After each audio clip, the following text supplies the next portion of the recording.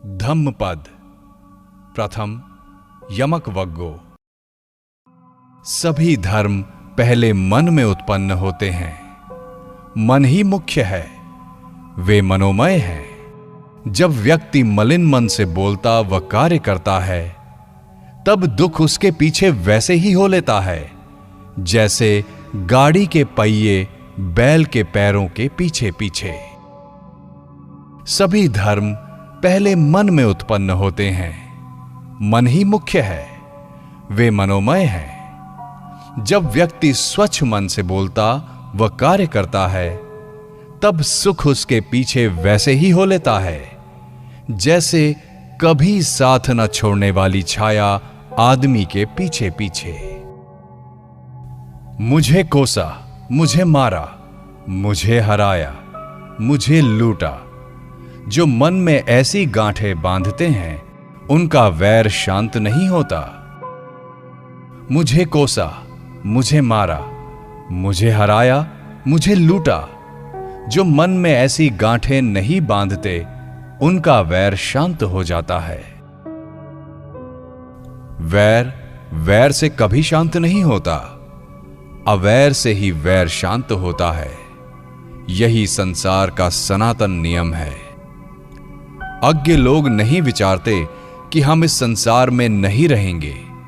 जो विचारते हैं उन ज्ञानियों का वैर शांत हो जाता है। जो काम भोग के जीवन में रत है, जिसकी इंद्रियां उसके वश में नहीं हैं, जिसे भोजन की उचित मात्रा का ज्ञान नहीं है, जो आलसी है, जो उद्योगहीन है, उसे मार वैसे गिरा देता है जैसे वायु दुर्बल वृक्ष को। जो काम भोग के जीवन में रत नहीं है, जिसकी इंद्रियां उसके वश में हैं, जिसे भोजन की उचित मात्रा का ज्ञान है, जो श्रद्धावान तथा उद्योगी है, उसे मार वैसे नहीं हिला सकता जैसे वायु शिलामय पर्वत को। जो अपने मन को स्वच्छ किए बिना काषाय वस्त्र को धारण करता है, सत्य और संयम से रहित वह व्यक्ति काषाय वस्त्र का अधिकारी नहीं है। जिसने अपने मन से मैल को दूर कर दिया है, जो सदाचारी है, सत्य और संयम से युक्त वह व्यक्ति ही काषाय वस्त्र का अधिकारी है। जो निस्सार को सार और सार को निस्सार समझते हैं, ऐसे गलत चिंतन में लगे हुए व्यक्तियों को सार प्राप्त नहीं होता। सार को सार और निस्सार को निसार जानकर शुद्ध चिंतन वाले व्यक्ति सार को प्राप्त कर लेते हैं। यदि घर की छत ठीक ना हो तो जिस प्रकार उसमें वर्षा का प्रवेश हो जाता है, उसी प्रकार यदि संयम का अभ्यास ना हो तो मन में राग प्रविष्ट हो जाता है। यदि घर की छत ठीक हो तो जिस प्रकार उसमें वर्षा का प्रवेश नहीं होता, उसी प्रकार यदि संयम का अभ्यास हो तो मन में राग प्रविष्ट नहीं होता। पापी मनुष्य दोनों जगह शोक करता है, यहां भी और परलोक में भी।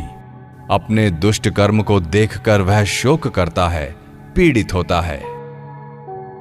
शुभ कर्म करने वाला मनुष्य दोनों जगह प्रसन्न रहता है, यहां भी और परलोक में भी।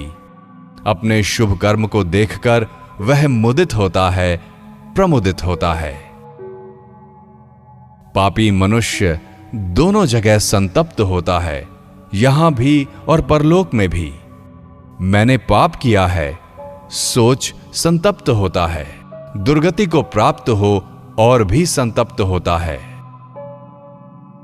शुभ कर्म करने वाला मनुष्य दोनों जगह आनंदित होता है, यहां भी और परलोक में भी। मैंने शुभ कर्म किया है सोच आनंदित होता है, सुगति को प्राप्त हो और भी आनंदित होता है। धर्म ग्रंथों का कितना ही पाठ करे, लेकिन यदि प्रमाद के कारण मनुष्य उन धर्म ग्रंथों के अनुसार आचरण नहीं करता तो दूसरों की गायें गिनने वाले ग्वाले की तरह वह श्रमणत्व का भागी नहीं होता। धर्म ग्रंथों का चाहे थोड़ा ही पाठ करे, लेकिन यदि राग, द्वेष तथा मोह से रहित कोई व्यक्ति धर्म के अनुसार आचरण करता है, तो ऐसा बुद्धिमान अनासक्त यहां वहां दोनों जगह भोगों के पीछे न भागने वाला व्यक्ति ही श्रमणत्व का भागी होता है। द्वितीय, अपमादवग्गो। अप्रमाद अमृत पद है, प्रमाद मृत्यु का पद। अप्रमादी मनुष्य मरते नहीं और प्रमादी मनुष्य मृत ही के समान होते हैं। अप्रमाद के विषय में उसे विशेष रूप से जान, आर्यों के आचरण में रत ज्ञानी पुरुष अप्रमाद में प्रसन्न होते हैं। अप्रमाद के विषय में उसे विशेष रूप से जान, आर्यों के आचरण में रत पंडित जन अप्रमाद में प्रसन्न होते हैं। ध्यान करने वाले, जागरूक, नित्य दृढ़ पराक्रम में लगे रहने वाले धीर जन ही अनुत्तर योगक्षेम निर्वाण को प्राप्त करते हैं। उद्योगी, जागरूक, पवित्र कर्म करने वाले, सोच समझ कर काम करने वाले, संयमी, धर्मानुसार जीविका चलाने वाले अप्रमादी मनुष्य के यश की वृद्धि होती है। मेधावी पुरुष उद्योग, अप्रमाद, संयम तथा इंद्रियों के दमन द्वारा अपने लिए ऐसा द्वीप बना लें जिसे 4 प्रकार के कलेशों की बाढ़ डुबा न सके। मूर्ख, दुर्बुद्धि जन प्रमाद में लगे रहते हैं, जबकि मेधावी श्रेष्ठ धन के समान अप्रमाद की रक्षा करता है। प्रमाद मत करो, काम भोगों में मत फंसो। प्रमाद रहित हो ध्यान करने से विपुल सुख की प्राप्ति होती है। जब बुद्धिमान व्यक्ति प्रमाद को अप्रमाद से जीत लेता है, तो प्रज्ञा रूपी प्रासाद पर चढ़ा हुआ वह शोक रहित धीर मनुष्य दूसरे शोकग्रस्त मूर्ख जनों की ओर उसी तरह देखता है जैसे पर्वत पर खड़ा हुआ व्यक्ति जमीन पर खड़े हुए लोगों की ओर। प्रमादियों में अप्रमादी, सोते रहने वालों में जागरूक, बुद्धिमान व्यक्ति उसी प्रकार आगे बढ़ जाता है जैसे शीघ्रगामी घोड़ा दुर्बल घोड़े से।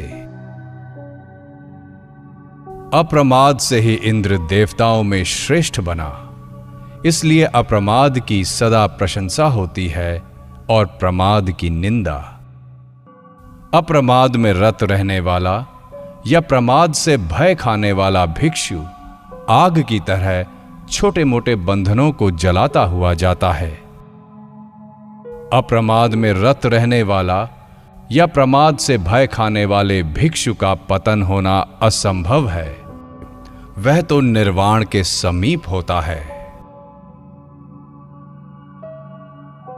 तृतीय, चित्तवग्गो। चित्त चंचल है, चपल है, दुर्रक्ष है, दुर्निवार्य है। मेधावी पुरुष उसे इसी प्रकार सीधा करता है जैसे बाण बनाने वाला बाण को जलाशय से निकालकर स्थल पर फेंक दी गई मछली तड़पती है, उसी प्रकार चित्त मार के फंदे से निकलने के लिए तड़पता है। कठिनाई से निग्रह किए जा सकने वाले शीघ्रगामी, जहां चाहे वहां चले जाने वाले चित्त का दमन करना अच्छा है। दमन किया गया चित्त सुख देने वाला होता है। बुद्धिमान मनुष्य दुष्कर्ता से दिखाई देने वाले अत्यंत चालाक, जहां चाहे वहां चले जाने वाले चित्त की रक्षा करे। संभाल कर रखा गया चित्त सुख देने वाला होता है। जो दूरगामी, अकेले विचरने वाले, निराकार, गुहाशय चित्त का संयम करेंगे, वे ही मार के बंधन से मुक्त होंगे। जिसका चित्त स्थिर नहीं, जो सधर्म को जानता नहीं, जिसका चित्त प्रसन्न नहीं, वह कभी प्रज्ञावान नहीं हो सकता। जिसका चित्त मल रहित है, जिसका चित्त स्थिर है, जो पाप पुण्य विहीन है, उस जागरूक पुरुष के लिए भय नहीं। शरीर को घड़े के समान नश्वर और चित्त को नगर के समान जान, प्रज्ञा रूपी हथियार लेकर मार से युद्ध करे, जीत लेने पर भी चित्त की रक्षा करे तथा अनासक्त रहे। अहो, यह तुच्छ शरीर शीघ्र ही चेतना रहित हो निरर्थक काठ की भांति जमीन पर जा पड़ेगा। शत्रु शत्रु की व वैरी वैरी की जितनी हानि करता है, कुमार्ग की ओर गया हुआ चित्त मनुष्य की उससे कहीं अधिक हानि करता है। न माता पिता न दूसरे रिश्तेदार व्यक्ति की उतनी भलाई करते हैं जितनी भलाई सन्मार्ग की ओर गया हुआ चित्त करता है। चौथा, पुफ्फवग्गो। कौन है जो देवताओं सहित इस यमलोक तथा इस पृथ्वी को जीतेगा? कौन चतुर पुरुष अच्छी तरह से उपदिष्ट धर्म के पदों का पुष्प की भांति चयन करेगा? शैक्ष्य ही है जो देवताओं सहित इस यमलोक तथा इस पृथ्वी को जीतेगा। चतुर शैक्ष्य अच्छी तरह से उपदिष्ट धर्म के पदों का पुष्प की भांति चयन करेगा। इस काया को फेन के समान या मरुमरीचिका के समान जान, मार के फंदे को तोड़, यमराज को न दिखाई देने वाला बने। राग आदि पुष्पों के चुनने में आसक्त व्यक्ति को मृत्यु वैसे ही बहा ले जाती है जैसे सोए हुए गांव को नदी की बाढ़। राग आदि पुष्पों के चुनने में आसक्त व्यक्ति को यमराज काम भोगों में अतृप्त अवस्था में ही अपने वश में कर लेता है। जिस प्रकार फूल के वर्ण या गंध को बिना हानि पहुंचाए भ्रमर रस को लेकर चल देता है, उसी प्रकार मुनि गांव में विचरण करे। न दूसरों के दोष न दूसरों के कृत अकृत को देखे। व्यक्ति को चाहिए कि वह अपने ही कृत अकृत को देखे।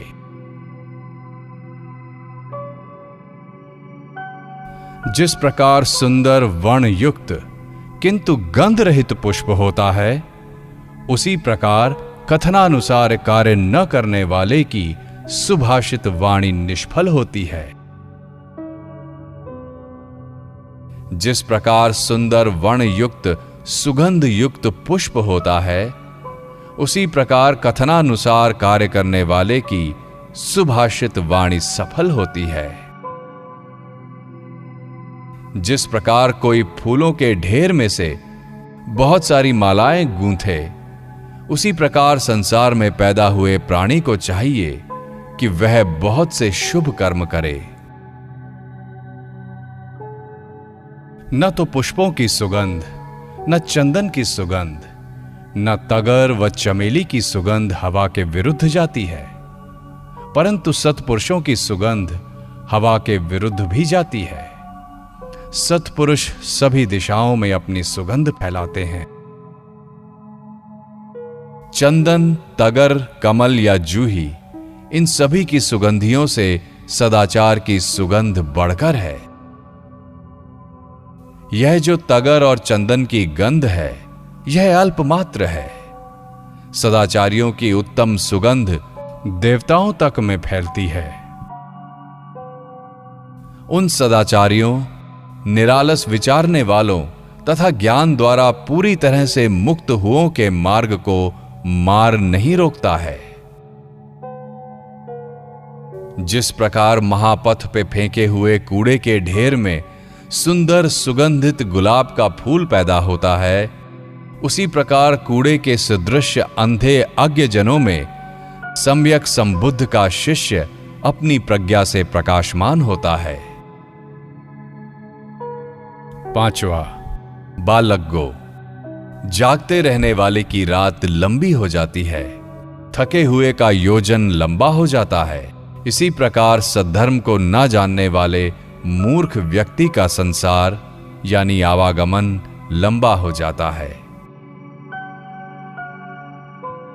यदि विचरण करते हुए अपने से श्रेष्ठ वह अपने जैसे साथी को न पाए तो व्यक्ति दृढ़ता पूर्वक अकेला ही रहे।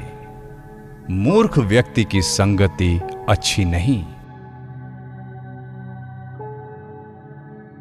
पुत्र मेरे हैं, धन मेरा है, यह सोच मूर्ख व्यक्ति दुख पाता है। जब शरीर तक अपना नहीं तो कहां पुत्र और कहां धन।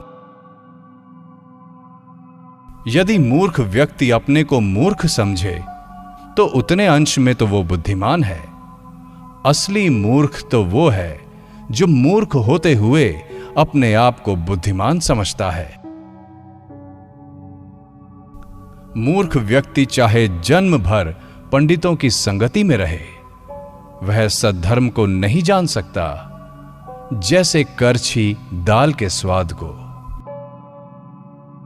बुद्धिमान व्यक्ति चाहे मुहूर्त भर ही पंडितों की संगति में रहे, वह सद्धर्म को जान लेता है, जैसे जिह्वा दाल के रस को। मूर्ख दुर्बुद्धि लोग पाप कर्म करते हुए जिसका फल कड़वा होता है, अपने आप अपने शत्रु की तरह आचरण करते हैं। उस काम का करना अच्छा नहीं जिसे करके पीछे पछताना पड़े और जिसके फल को रोते हुए भोगना पड़े। उस काम का करना अच्छा है जिसे करके पीछे पछताना ना पड़े और जिसका फल प्रसन्नचित्त होकर भोगने को मिले। जब तक पाप कर्म फल नहीं देता, तब तक मूर्ख व्यक्ति उसे मधु की तरह मीठा समझता है, लेकिन जब पाप कर्म फल देता है, तब उसे दुख होता है।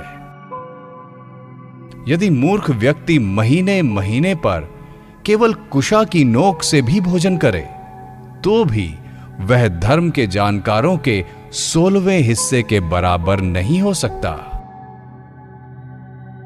पाप कर्म ताजे दूध की भांति तुरंत विकार नहीं लाता। वह भस्म से ढकी आग की तरह जलाता हुआ मूर्ख व्यक्ति का पीछा करता है। मूर्ख व्यक्ति का जितना ज्ञान है, सब उसके लिए अनर्थकर होता है। उसकी मूर्धा यानी प्रज्ञा को गिराकर उसके शुभ कर्मों का नाश कर देता है। अप्रस्तुत वस्तु की चाह करता है, भिक्षुओं में बड़ा बनने की चाह करता है, मठों और विहारों का स्वामी बनने की चाह करता है, दूसरे कुलों में पूजित होना चाहता है, गृहस्थ और प्रवजित दोनों मेरा ही किया माने ऐसा चाहता है, कृत्य अकृत्यों में मुझ पर ही निर्भर रहें ऐसा चाहता है। इसी प्रकार के संकल्प करने वाले मूर्ख व्यक्ति की इच्छाएं और अभिमान बढ़ते हैं। लाभ का रास्ता दूसरा है और निर्वाण का दूसरा। इसे इस प्रकार जानकर बुद्ध का शिष्य भिक्षु सत्कार की इच्छा ना करे, विवेक की वृद्धि करे। छठा, पंडित वग्गो। जो व्यक्ति अपने दोष दिखाने वाले को भूमि में छिपे धन दिखाने वाले की तरह समझे, जो संयम के समर्थक मेधावी पंडित की संगति करे, उस व्यक्ति का कल्याण ही होता है, अकल्याण नहीं। जो उपदेश दे, अनुशासन करे, अनुचित कार्य से रोके, वह सत्पुरुषों को प्रिय होता है, असत पुरुषों को अप्रिय। न दुष्ट मित्रों की संगति करे, न अधम पुरुषों की संगति करे, अच्छे मित्रों की संगति करे, उत्तम पुरुषों की संगति करे। बुद्ध के उपदेशित धर्म में सदा रमण करता है पंडित। नवविध लोकोत्तर धर्म रस का पान करने वाला विशुद्ध चित्त हो सुखपूर्वक विहार करता है। पानी ले जाने वाले पानी ले जाते हैं, बाण बनाने वाले बाण नवाते हैं, बढ़ई लकड़ी नवाते हैं और पंडित जन अपना ही दमन करते हैं। जिस प्रकार ठोस पहाड़ हवा से नहीं डोलता, उसी प्रकार पंडित निंदा और प्रशंसा से कंपित नहीं होते। पंडित जन धर्म को सुनकर अथाह स्वच्छ स्थिर तालाब की तरह प्रसन्नचित्त होते हैं। सत्पुरुष कहीं आसक्त नहीं होते, वह काम भोगों के लिए बात नहीं बनाते। उन्हें चाहे दुख हो या सुख, पंडित जन विकार को प्राप्त नहीं होते। अधर्म से न अपने लिए पुत्र, धन या राष्ट्र की इच्छा करे, न दूसरे के लिए। जो अधर्म से अपनी उन्नति नहीं चाहता, वही सदाचारी है, प्रज्ञावान है, धार्मिक है। जो पार पहुंचते हैं वह तो मनुष्यों में थोड़े ही हैं, बाकी तो सब किनारे पर ही दौड़ते रहते हैं। जो भली भांति स्पष्ट कर दिए धर्म के अनुसार आचरण करते हैं, वही मृत्यु ग्रहित दुस्तर संसार सागर को पार करेंगे। पाप कर्म को छोड़ पंडित जन शुभ कर्म करे, घर से बेघर हो दूर जा एकांत सेवन करे। काम भोगों को छोड़ सर्वस्व त्यागी बन वहीं रत रहने की इच्छा करे। पंडित जन अपने चित्त के मैल को दूर करे। जिनका चित्त संबोधि अंगों में भली भांति अभ्यस्त है, जो परिग्रह के परित्याग पूर्वक अपरिग्रह में रत हैं, चित्तमल से रहित ऐसे द्युतिमान पुरुष को लोक में निर्वाण प्राप्त है। 7वां अरहंत वग्गो, जिसका मार्ग समाप्त हो गया, जो शोक रहित है, जो सर्वथा विमुक्त है, जिसकी सभी ग्रंथियां क्षीण हो गईं, उसके लिए परिताप नहीं। स्मृतिमान उद्योग करते हैं, वे घर में नहीं रहते। जिस प्रकार हंस शुद्र जलाशय को छोड़ जाते हैं, उसी प्रकार वे घर छोड़कर चले जाते हैं। जो संचय नहीं करते, जिनको भोजन की उचित मात्रा ज्ञात है, शून्यता स्वरूप तथा निमित्त रहित निर्वाण जिनके गोचर हैं, उनकी गति उसी प्रकार अज्ञेय है, जिस प्रकार आकाश में पक्षियों की गति। जिसके आश्रव क्षीण हो गए, जो आहार में आसक्त नहीं, शून्यता स्वरूप तथा निमित्त रहित निर्वाण जिसके गोचर हैं, उसकी गति उसी प्रकार अज्ञेय है, जैसे आकाश में पक्षियों की गति। सारथी द्वारा सुशिक्षित घोड़े की तरह जिसकी इंद्रियां शांत हैं, जिसका स्वाभिमान नष्ट हो गया है, जो आश्रव रहित है, ऐसे पुरुष की देवता भी स्पृहा करते हैं। इंद्रकील के समान अचल व्रतधारी उसी तरह क्षुब्ध नहीं होता जैसे पृथ्वी। उस स्थिर पुरुष में उसी तरह संसार मल नहीं रहता जैसे कर्दम रहित सरोवर में। सम्यक ज्ञान द्वारा मुक्त हुए उपशांत यानी अरहंत का मन शांत हो जाता है और वाणी तथा कर्म भी शांत हो जाते हैं। जो अंधश्रद्धा से रहित है, जिसने निर्वाण को जान लिया है, जिसने बंधन को काट दिया है, जिसके पुनर्जन्म की संभावना नहीं है, जिसने विषय भोग की आशा को त्याग दिया है, वही उत्तम पुरुष है। गांव हो या जंगल, नीची भूमि हो या ऊंचा स्थल, जहां अरहंत लोग विहार करते हैं, वही रमणीय भूमि है। रमणीय वन जहां साधारण लोग रमण नहीं करते, वहां वीतरागी रमण करते हैं, क्योंकि वह काम भोगों के पीछे दौड़ने वाले नहीं होते। 8वां सहस्रवग्गो, अनर्थकारी पदों से युक्त सहस्त्रों वाणियों से एक उपयोगी पद श्रेष्ठ है, जिसे सुनकर शांति प्राप्त हो। अनर्थकारी पदों से युक्त सहस्त्रों गाथाओं से एक उपयोगी गाथा श्रेष्ठ है, जिसे सुनकर शांति हो। अनर्थकारी पदों से युक्त कोई 100 गाथाएं कहे, उनसे धर्म का एक पद श्रेष्ठ है, जिसे सुनकर शांति होती है। एक व्यक्ति संग्राम में लाखों व्यक्तियों को जीत ले और एक दूसरा अपने आप को जीत ले, वह दूसरा व्यक्ति ही सच्चा संग्राम विजयी है। दूसरों को जीतने की अपेक्षा अपने को ही जीतना श्रेष्ठ है। जिस व्यक्ति ने अपने आप को दमन कर लिया, जो अपने को नित्य संयत रखता है, उस व्यक्ति की जीत को न देवता, न गंधर्व, न ब्रह्मा सहित मार ही हार में परिणत कर सकते हैं। एक व्यक्ति सहस्त्र दक्षिणा दे, महीने महीने 100 वर्ष तक यज्ञ करे, और एक दूसरा व्यक्ति किसी परिशुद्ध मन वाले का मुहूर्त भर भी सत्कार करे, तो 100 वर्ष के हवन से वह मुहूर्त भर की पूजा ही श्रेष्ठ है।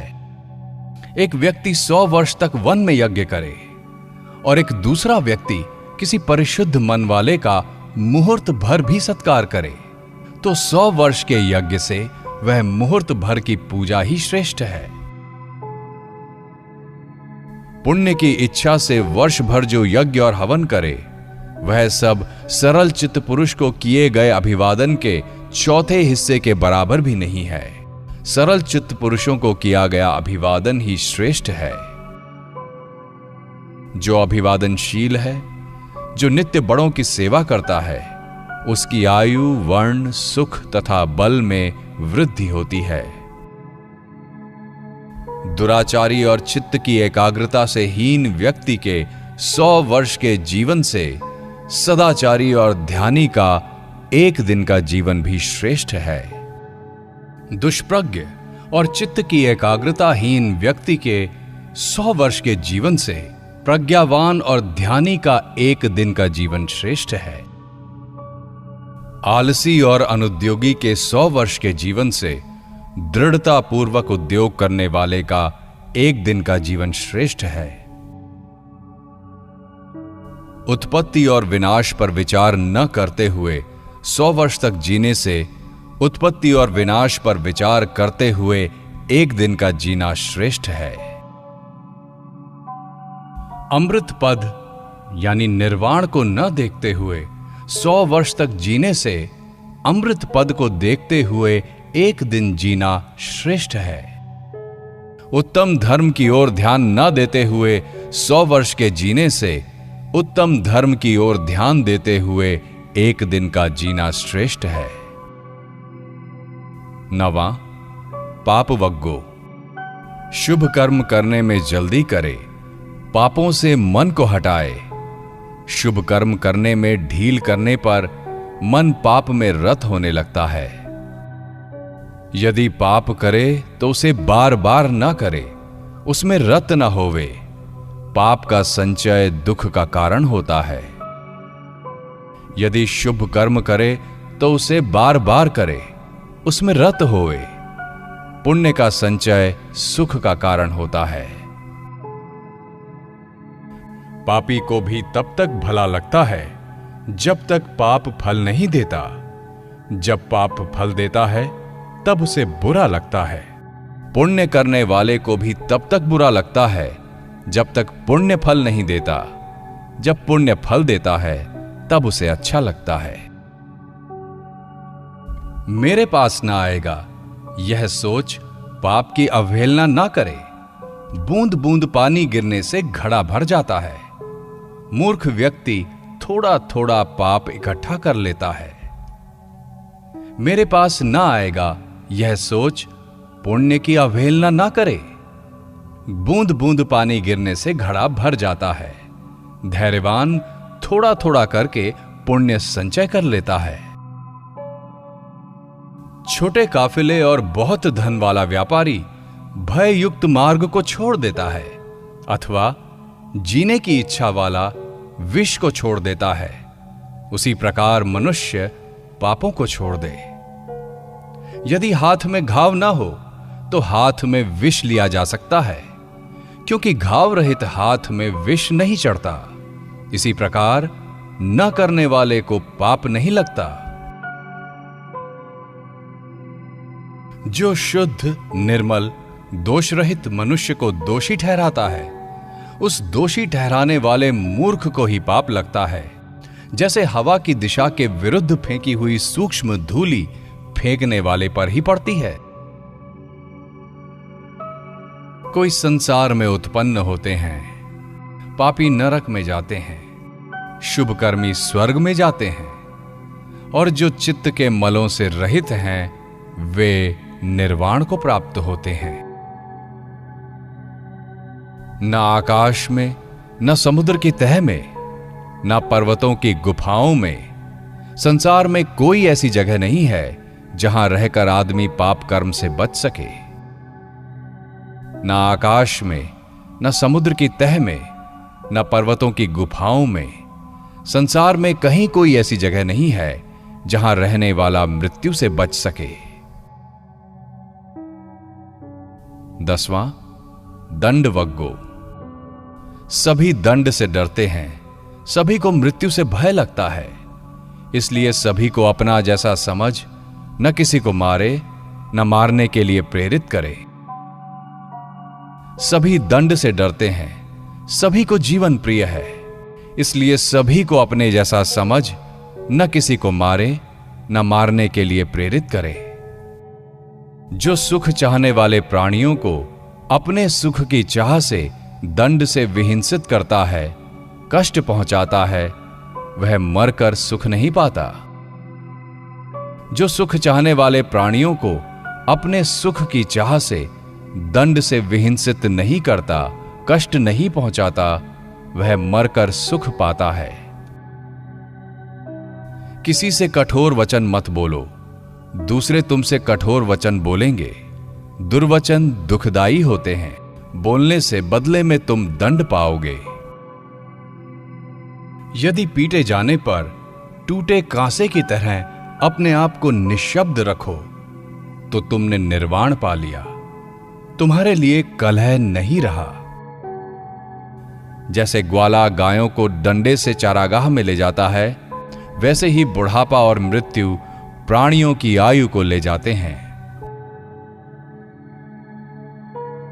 पाप कर्म करता हुआ मूर्ख व्यक्ति होश नहीं रखता। बाद में दुर्बुद्धि अपने उन्हीं कर्मों के कारण आग से जलते हुए की तरह तपता है। जो दंड रहितों को दंड से पीड़ित करता है या दोष रहितों को दोष लगाता है, उसे इन 10 बातों में से कोई एक बात शीघ्र ही होती है। तीव्र वेदना, हानि, अंग भंग, भारी बीमारी, पागलपन, राजदंड, कड़ी निंदा, रिश्तेदारों का विनाश, भोगों का क्षय, आग उसके घर को जला देती है।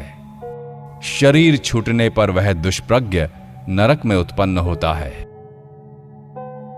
न नंगे रहने से, न जटा धारण करने से, न कीचड़ लपेटने से, न उपवास करने से, न कड़ी भूमि पर सोने से, न धूल लपेटने से, न उकड़ू बैठने से ही उस आदमी की शुद्धि होती है जिसकी आकांक्षाएं बाकी हैं। अलंकृत होते हुए भी यदि उसका आचरण सम्यक है, यदि वह शांत है, यदि वह दांत है, यदि वह नियत ब्रह्मचारी है, और यदि उसने सभी प्राणियों के प्रति दंड त्याग दिया है, तो वही ब्राह्मण है, वही श्रमण है, वही भिक्षु है। संसार में कुछ पुरुष ऐसे होते हैं जिन्हें उनकी अपनी लज्जा निषिद्ध कर्म करने से रोक लेती है। जिस प्रकार उत्तम घोड़ा चाबुक को नहीं सह सकता, उसी प्रकार वो निंदा को नहीं सह सकते। चाबुक खाए उत्तम घोड़े की तरह प्रयत्नशील और संवेग युक्त बनो। श्रद्धा, शील, वीर्य, समाधि तथा धर्म विनिश्चय से युक्त हो विद्यावान और आचारवान बन स्मृति को रख उस महान दुख का अंत करो। पानी ले जाने वाले पानी ले जाते हैं, बाण बनाने वाले बाण नवाते हैं, बढ़ई लकड़ी नवाते हैं और सदाचार परायण अपना ही दमन करते हैं। 11वां जरावग्गो। जहां प्रति क्षण सब कुछ जल ही रहा हो, वहां कैसी हंसी, कैसा आनंद, कैसा आमोद, कैसा प्रमोद। हे अविद्या रूपी अंधकार से घिरे हुए लोगों, तुम ज्ञान रूपी प्रकाश प्रदीप की खोज क्यों नहीं करते? देखो इस विचित्र शरीर को, जो व्रणों से युक्त, फूला हुआ, रोगी और नाना प्रकार के संकल्पों से युक्त है और जो सदा बना रहने वाला नहीं है। यह शरीर जीर्ण शीर्ण है, रोग का घर है, भंगुर है, सड़कर भग्न होने वाला है। सभी जीवितों को मरना होता है।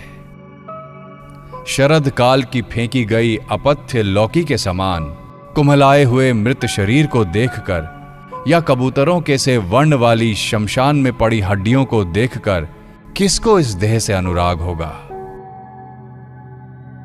यह हड्डियों का नगर बना है जो मांस और रक्त से लेपा गया है, जिसमें जरा, मृत्यु, अभिमान और मृक्ष यानी डाह छिपे हुए हैं।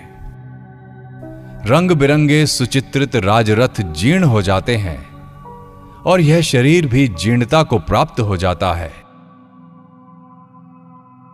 परंतु संतों, बुद्धों का धर्म जीर्ण नहीं होता, तरोताजा बना रहता है। संत जन सत्पुरुषों से ऐसा कहते हैं। अज्ञानी पुरुष बैल के समान जीर्ण होता है, उसका मांस बढ़ता है, प्रज्ञा नहीं। इस काया रूपी घर को बनाने वाले की खोज में मैं बिना रुके अनेक जन्मों तक भव संसरण करता रहा, किंतु बार बार दुखमय जन्म ही हाथ लगे। हे घर बनाने वाले, अब तू देख लिया गया है, अब फिर तू नया घर नहीं बना सकता। तेरी सारी कड़ियां टूट गई हैं और घर का शिखर भी विशृंखलित हो गया है। चित्त पूरी तरह संस्कार रहित हो गया है और तृष्णाओं का क्षय, निर्वाण प्राप्त हो गया है। जिन्होंने ब्रह्मचर्य का पालन नहीं किया, जिन्होंने यौवन में धन नहीं कमाया, वो बिना मछली के तालाब में बूढ़े क्रौंच पक्षी की तरह ध्यान लगाते हैं। जिन्होंने ब्रह्मचर्य का पालन नहीं किया, जिन्होंने यौवन में धन नहीं कमाया, वो टूटे धनुष की तरह पुरानी बातों पर पछताते हुए पड़े रहते हैं। 12वां अत्वग्गो। यदि स्वयं को प्यार करते हो तो अपने को संभाले रखो। समझदार व्यक्ति जीवन के 3 प्रहरों यानी अवस्थाओं, युवावस्था, प्रौढ़ावस्था और वृद्धावस्था में से किसी एक में तो अवश्य सचेत हो। पहले अपने आप को ही उचित कार्य में लगाए, फिर किसी दूसरे को उपदेश करे तो पंडित क्लेश को प्राप्त नहीं होगा। यदि पहले अपने को वैसा बनाए जैसा कि दूसरों को उपदेश देता है, तो अपने आप को सुदांत करने वाला, भली भांति वश में करने वाला ही दूसरे का दमन कर सकता है। मनुष्य अपना स्वामी आप है, भला दूसरा कौन स्वामी हो सकता है? अपने आप को भली भांति वश में करके प्रज्ञा द्वारा ही यह दुर्लभ स्वामित्व प्राप्त होता है।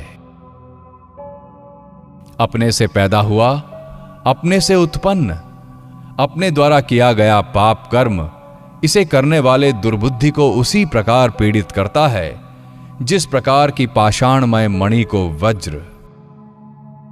शाल वृक्ष पर फैली हुई मालुआ लता के समान जिसका दुराचार खूब फैला हुआ है, वह अपने आप को वैसा ही बना लेता है जैसा कि उसके शत्रु चाहते हैं। बुरे और अपने लिए अहितकारी काम करना सरल है, किंतु भला और हितकारी काम करना दुष्कर है। धर्म का जीवन जीने वाले आर्य अरहंतों के शासन यानी शिक्षा की जो दुर्बुद्धि पापपूर्ण दृष्टि के कारण निंदा करता है, वह बांस के फूल की भांति आत्महत्या के लिए ही फलता फूलता है। अपने द्वारा किया गया पाप ही अपने को मैला करता है। स्वयं पाप न करे तो आदमी आप ही विशुद्ध बना रहे। शुद्धि अशुद्धि तो प्रत्येक मनुष्य की अपनी अपनी है, अपने अपने ही अच्छे बुरे कर्मों के परिणाम स्वरूप है। कोई दूसरा भला किसी दूसरे को कैसे शुद्ध कर सकता है अथवा कैसे मुक्त कर सकता है? परार्थ के लिए आत्मार्थ को बहुत ज्यादा भी ना छोड़ें। आत्मार्थ को जानकर सदर्थ में लगा रहे। 13वां लोकवग्गो।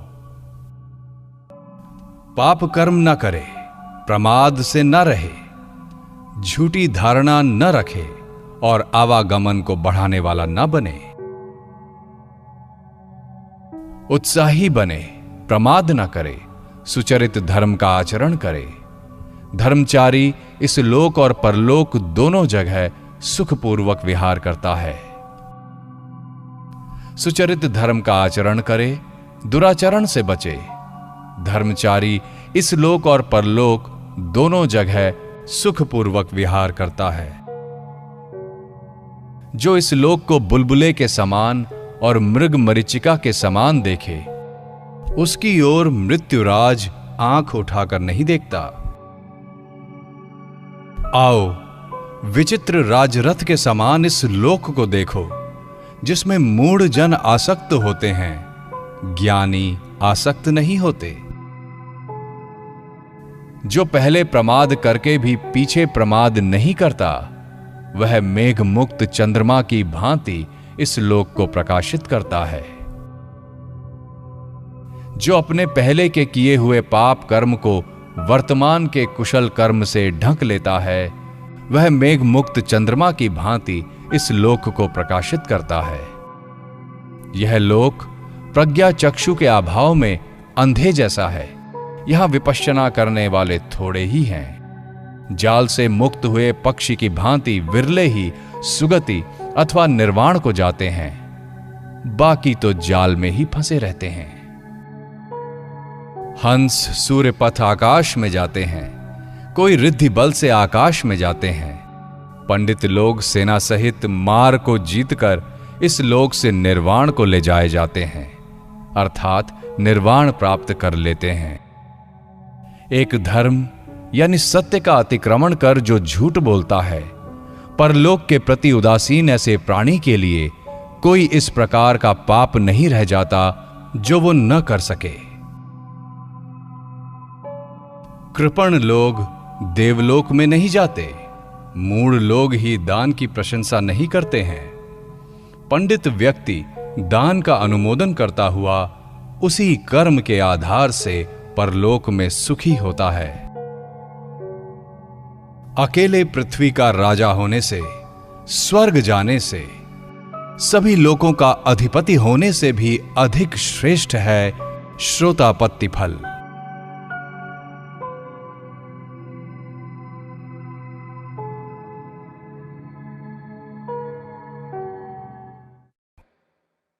चौदह बुद्धवग्गो।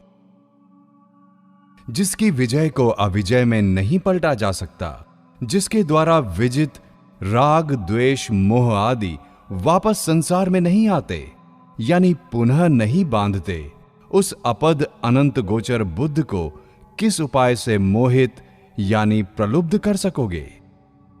जिसकी जाल फैलाने वाली विषाक्त तृष्णा कहीं भी ले जाने में समर्थ नहीं रही, उस अनंत गोचर बुद्ध को किस उपाय से मोहित कर सकोगे?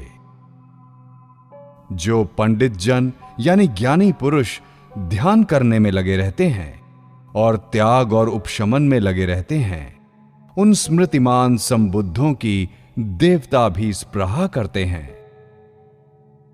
मनुष्य योनि प्राप्त होना कठिन है, मनुष्यों का जीवित रहना कठिन है, सधर्म का श्रवण कर पाना कठिन है और बुद्धों का उत्पन्न होना कठिन है।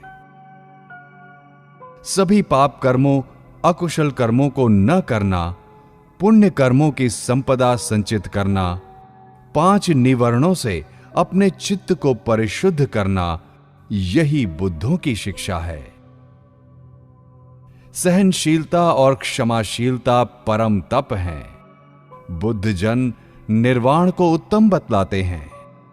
दूसरे का घात करने वाला प्रव्रजित नहीं होता और दूसरे को सताने वाला श्रमण नहीं हो सकता। निंदा न करना, घात न करना, प्रतिमोक्ष यानी भिक्षु नियमों द्वारा अपने को सुरक्षित रखना, अपने आहार की मात्रा का जानकार होना, एकांत में सोना बैठना और चित्त को एकाग्र करने के प्रयत्न में जुटना, ये सभी बुद्धों की शिक्षा है। स्वर्ण मुद्राओं की वर्षा से भी काम भोगों की तृप्ति नहीं हो सकती। ये जानकर कि काम भोग अल्प आस्वाद वाले और दुखद होते हैं, कोई ज्ञानी पुरुष दैवी काम भोगों में भी आनंद प्राप्त नहीं करता। सम्यक बुद्धि का श्रावक तृष्णा का क्षय करने में लगा रहता है। मनुष्य भय के मारे पर्वतों, वनों, उद्यानों, वृक्षों, चैत्यों आदि बहुतों की शरण में जाते हैं, परंतु यह शरण मंगलकारी नहीं है। यह शरण उत्तम नहीं है। इस शरण को पाकर सभी दुखों से छुटकारा नहीं होता। जो बुद्ध धर्म और संघ की शरण गया है, जो चार आर्य सत्यों दुख, दुख की उत्पत्ति, दुख से मुक्ति और मुक्तिगामी आर्य अष्टांगिक मार्ग को सम्यक प्रज्ञा से देखता है, यही मंगलदायक शरण है, यही उत्तम शरण है। इसी शरण को पाकर व्यक्ति सभी दुखों से मुक्त होता है। श्रेष्ठ पुरुषों का जन्म दुर्लभ होता है। वह सब जगह पैदा नहीं होता। वह उत्तम प्रज्ञा वाला धीर पुरुष जहां उत्पन्न होता है, उस कुल में सुख की वृद्धि होती है। सुखदाई है बुद्धों का उत्पन्न होना, सुखदाई है सधर्म का उपदेश, सुखदाई है संघ की एकता, सुखदाई है एक साथ तपना। पूजा के योग्य बुद्धों अथवा उनके श्रावकों जो भव प्रपंच का अतिक्रमण कर चुके हैं और शोक तथा भय को पार कर गए हैं, निर्वाण प्राप्त निर्भय हुए ऐसे लोगों की पूजा के पुण्य का परिमाण इतना होगा, यह नहीं कहा जा सकता। 15वां सुख वग्गो। वैरियों के बीच अवैरी होकर आहो हम बड़े सुख से जी रहे हैं। वैरी मनुष्यों के बीच हम अवैरी होकर विचरण करते हैं। तृष्णा से आतुर यानी व्याकुल लोगों के बीच आहो हम अनाकुल रहकर बड़े सुख से जी रहे हैं। आतुर यानी रोगी मनुष्यों में हम अनातुर निरोग रहकर विचरण करते हैं। काम भोगों के प्रति आसक्त लोगों के बीच हम अनासक्त यानी अलोभी होकर आहो हम बड़े सुख से जी रहे हैं। लोभी के बीच हम निर्लोभी होकर विचरण करते हैं। जिनके पास कुछ नहीं है, आहो वैसे हम कैसे बड़े सुख से जी रहे हैं। आभास्वर देवताओं के समान हम प्रीति का ही भोजन करने वाले होंगे। विजय वैर को जन्म देती है। पराजित व्यक्ति दुख की नींद सोता है। जिसके राग द्वेषादि शांत हो गए हैं, वह श्रीनाश्रव यानी शांत पुरुष जय और पराजय को छोड़कर सुख की नींद सोता है। राग के समान कोई आग नहीं, द्वेष के समान कोई दुर्भाग्य नहीं। पंच स्कंध रूप, वेदना, संज्ञा, संस्कार तथा विज्ञान के समान कोई दुख नहीं। शांति यानी निर्वाण से बढ़कर कोई सुख नहीं। भूख यानी तृष्णा सबसे बड़ा रोग है। भूख संस्कार सबसे बड़ा दुख। तृष्णा और उसके बनते संस्कारों को अपने भीतर विपश्यना साधना द्वारा यथाभूत जानकर जो निर्वाण प्राप्त होता है, वह सबसे बड़ा सुख है। आरोग्य परम लाभ है, संतुष्टि परम धन है, विश्वास परम बंधु है, निर्वाण परम सुख है। पूर्ण एकांत रस पान कर और ऐसे ही शांति यानी निर्वाण का पान कर व्यक्ति निडर होता है और धर्म प्रीति का रस पान कर वह निष्पाप हो जाता है। आर्यों यानी श्रेष्ठ पुरुषों का दर्शन अच्छा होता है। संतों के साथ निवास सदा सुखकर होता है। मूढ़ पुरुषों के अदर्शन से सदा सुखी बने रहो। मूढ़ यानी मूर्ख पुरुषों के साथ संगत करने वाला दीर्घ काल तक शोकग्रस्त रहता है। मूढ़ों का सहवास शत्रु के समान सदा दुखदाई होता है। बंधुओं के समागम की भांति ज्ञानियों का सहवास सुखदाई होता है। इसलिए धीर, प्रज्ञावान, बहुश्रुत, उद्योगी, व्रती, आर्य ऐसे सुमेध सत्पुरुष की संगति करे जैसे चंद्रमा नक्षत्र पथ का करता है। 16वां पियवग्गो। अनुचित कर्म में लगा हुआ, उचित कर्म में न लगने वाला और सदर्थ को छोड़कर 5 काम गुण रूपी प्रिय को पकड़ने वाला उस पुरुष की स्पृहा करे जो आत्म उन्नति में लगा हो। प्रियों का साथ मत करो, अप्रियों का साथ भी ना करो। प्रियों का अदर्शन दुखद होता है, अप्रियों का दर्शन भी दुखद होता है। इसलिए किसी को प्रिय ना बनाए, क्योंकि प्रिय का वियोग बुरा लगता है। जिनके कोई प्रिय अप्रिय नहीं होते, उनके कोई बंधन नहीं होते। प्रिय वस्तु से शोक उत्पन्न होता है, प्रिय से भय उत्पन्न होता है। प्रिय के बंधन से विमुक्त व्यक्ति को शोक नहीं होता, फिर भय कहां से होगा। प्रेम करने से शोक उत्पन्न होता है, प्रेम से भय उत्पन्न होता है। प्रेम के बंधन से विमुक्त व्यक्ति को शोक नहीं होता, फिर भय कहां से होगा। पंच गुणात्मक राग करने से शोक उत्पन्न होता है, राग से भय उत्पन्न होता है। राग के बंधन से विमुक्त व्यक्ति को शोक नहीं होता, फिर भय कहां से होगा।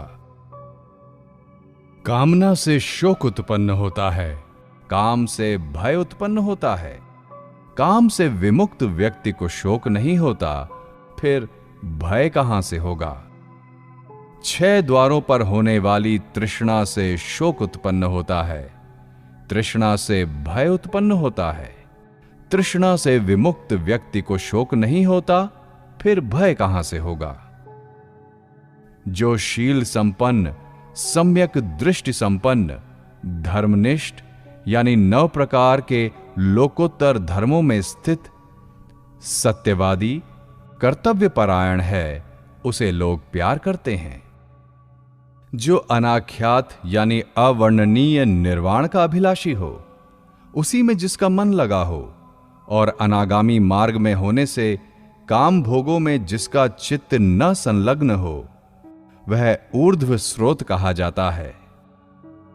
जैसे चिरकाल तक परदेश में रहने के बाद दूर देश से सकुशल घर आए पुरुष का संबंधी, मित्र और हितैषी जन स्वागत करते हैं, वैसे ही पुण्य कर्मा पुरुष के इस लोक से परलोक में जाने पर उसके पुण्य उसका वैसे ही स्वागत करते हैं, जैसे अपने प्रिय के लौटने पर उसके संबंधी उसका स्वागत करते हैं।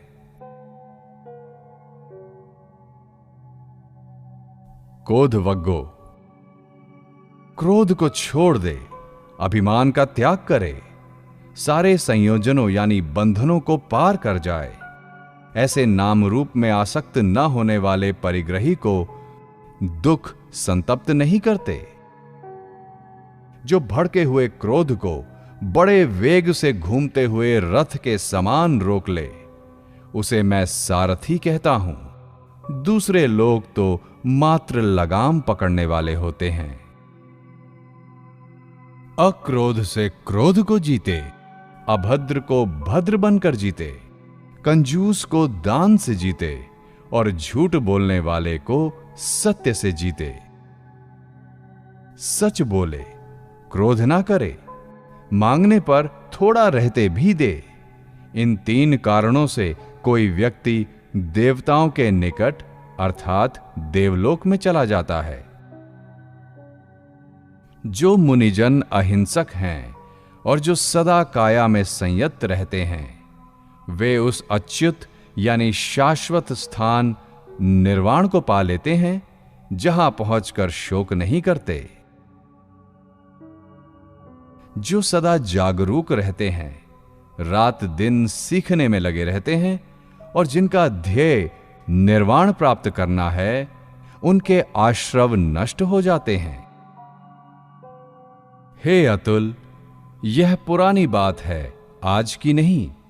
लोग चुप बैठे हुए की निंदा करते हैं, बहुत बोलने वाले की निंदा करते हैं, मितभाषी की भी निंदा करते हैं। संसार में अनिंदित कोई नहीं है। ऐसा पुरुष जिसकी निंदा ही निंदा होती हो या प्रशंसा ही प्रशंसा, न कभी था, न होगा, न इस समय है। विज्ञ लोग सोच विचार कर जिस प्रज्ञा व शील से युक्त निर्दोष मेधावी की दिन प्रतिदिन प्रशंसा करते हैं, सोने की अशर्फी के समान उसकी कौन निंदा कर सकता है। देवता भी उसकी प्रशंसा करते हैं, वह ब्रह्मा द्वारा भी प्रशंसित होता है। काया की चंचलता से बचा रहे, काय से संयत यानी संयमित रहे, कायिक दुराचार को त्याग कर शरीर से सदाचरण करे। वाचिक चंचलता से बचा रहे, वाणी से संयत रहे, वाचिक दुराचार को त्याग कर वाणी का सदाचरण करे। मानसिक चंचलता से बचे, मन से संयत रहे, उसे संयमित रखे। मानसिक दुराचार को त्याग कर मानसिक सदाचरण करे। जो धीर पुरुष काय से संयत है, वाणी से संयत है, मन से संयत है, वह ही पूर्णतः संयत है। मलवग्गो, पीले पत्ते के समान इस समय तू है। यमदूत तेरे पास खड़े हैं, अर्थात अब तू मरणासन है। तू प्रयाण के लिए तैयार है और कुशल कर्मों का पाथेय यानी रास्ते का उपाय तेरे पास कुछ नहीं है। सो तू अपने लिए द्वीप यानी रक्षा स्थल बना। शीघ्र ही साधना का अभ्यास कर, ज्ञानी हो जा। तू मल का प्रक्षालन कर, निर्मल बन। दिव्य आर्य भूमि यानी 5 प्रकार की शुद्धावास भूमि को पालेगा। अब तेरी आयु समाप्त हो चुकी है। तू यम के निकट जा पहुंचा है। बीच में तेरा कोई ठिकाना भी नहीं है और न ही तेरे पास कोई पाथेय है। सो तू अपने लिए द्वीप बना। शीघ्र ही साधना का अभ्यास कर ज्ञानी हो जा। तू मल्ल का प्रक्षालन कर, निर्मल बन। पुनः जन्म, जरा यानी रोग तथा मृत्यु के बंधन में नहीं पड़ेगा। समझदार व्यक्ति को चाहिए कि वह अपने मैल को क्रमशः थोड़ा थोड़ा क्षण प्रतिक्षण वैसे ही दूर करे जैसे कि रजतकार यानी सुनार चांदी के मैल को दूर करता है। जैसे लोहे के ऊपर उठा हुआ मल यानी जंक उसी पर उठकर उसी को खाता है, वैसे ही मर्यादा का उल्लंघन करने वाले व्यक्ति के अपने ही कर्म उसे दुर्गति की ओर ले जाते हैं। जाप नहीं करना मंत्रों का मल है, मरम्मत नहीं करना घरों का मल है, आलस्य शरीर के सौंदर्य का मल है और असावधानी पहरेदार का मल है। दुश्चरित होना स्त्री का मल है, कंजूसी दाता का मल है और सभी पापपूर्ण अकुशल धर्म इस लोक और परलोक के मल हैं। उससे भी बढ़कर अविद्या यानी 8 प्रकार का अज्ञान परम मल है। हे साधकों, इस मल को दूर करके निर्मल बन जाओ।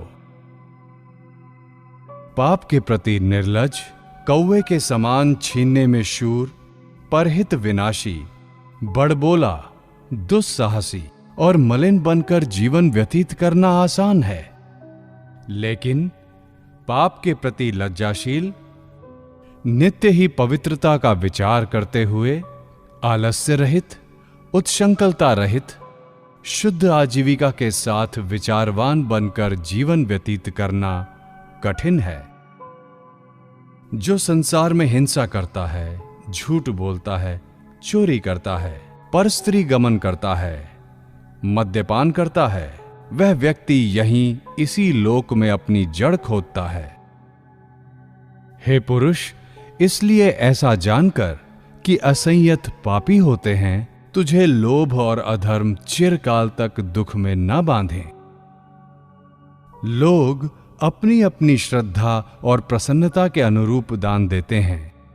जो दूसरों के खाने पीने में असंतोष प्रकट करता है, उसको न रात को शांति प्राप्त होती है न दिन को, किंतु जिसकी ऐसी मनोवृत्ति उच्छिन्न हो गई है यानी समूल नष्ट हो गई है, वही दिन हो या रात सदैव एकाग्रता को प्राप्त होता है।